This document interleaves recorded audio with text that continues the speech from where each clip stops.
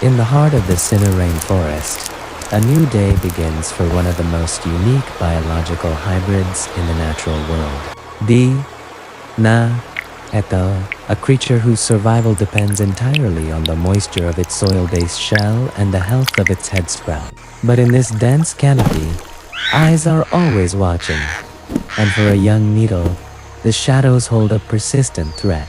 The Yamikarasu, an opportunistic hunter, eyes the nutrient-rich leaves of the Naetle, a prize worth the risk of a confrontation. Instinct takes over as the predator strikes, forcing the young seedling to rely on its only defense, its reinforced earthen carapace. The impact is violent, but the Naetle's shell is a masterpiece of biological engineering, a compressed layer of earth that can withstand incredible pressure.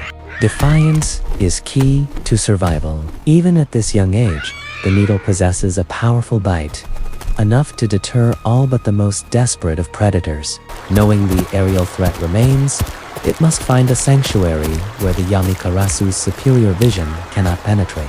In the labyrinth of the forest floor, the Naetle's green skin becomes its greatest ally, blending seamlessly into the prehistoric ferns. Safe within the hollow of an ancient cedar, it waits for the danger to pass, a small moment of rest in a world that never truly sleeps. As the brief golden hour fades, the rainforest's true lifeblood arrives in the form of a sudden, torrential downpour. For the Naetle, this is more than just weather. It is an essential hydration process for its earthen shell, preventing it from cracking and becoming brittle. With its armor reinforced by the moisture, the creature emerges, emboldened by the shield of the storm which keeps its predators grounded. It seizes the opportunity to feed on rain-activated light, absorbing the vital minerals necessary for the next stage of its biological journey.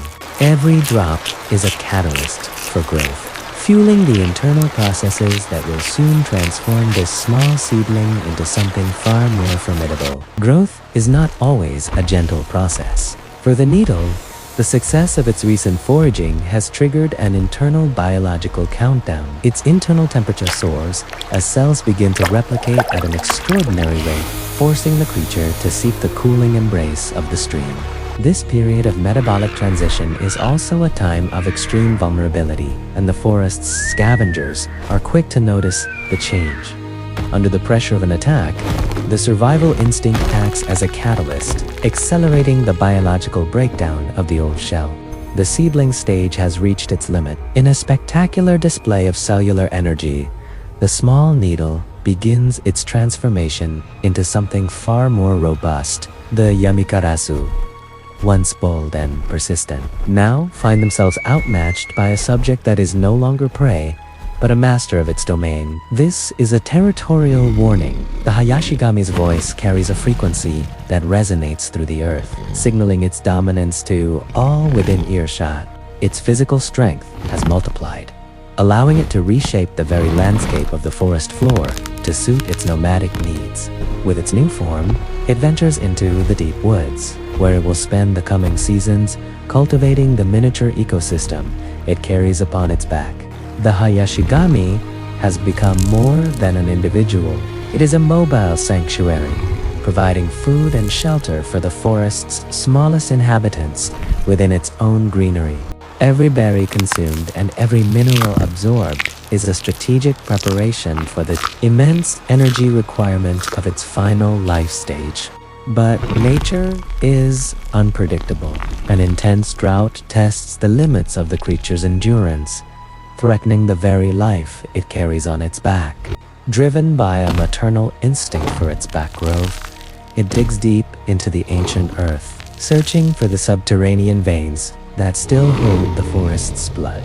In the discovery of this hidden spring, the Hayashigame finds its catalyst. The earth begins to groan as the final, gargantuan transformation begins. Transformation is complete. What was once a small seedling has now emerged as a continental force, a living mountain that breathes with the forest.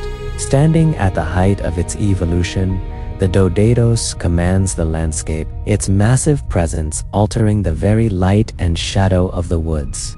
Its shell is no longer just armor. It is a sanctuary, an entire microecosystem where life finds refuge beneath the shade of its ancient oak. Every step is a seismic event, a demonstration of power that reshapes the terrain and reminds the forest of who truly rules this domain. The Yamikarasu, once a formidable threat, are now merely flecks of dust in the presence of this ancient behemoth. It has become a keystone species, a mobile provider of shelter and safety for countless smaller lives that rely on its strength for their own survival. As the day ends, the continental giant settles, its form becoming indistinguishable from the ancient hills of the forest it now rules.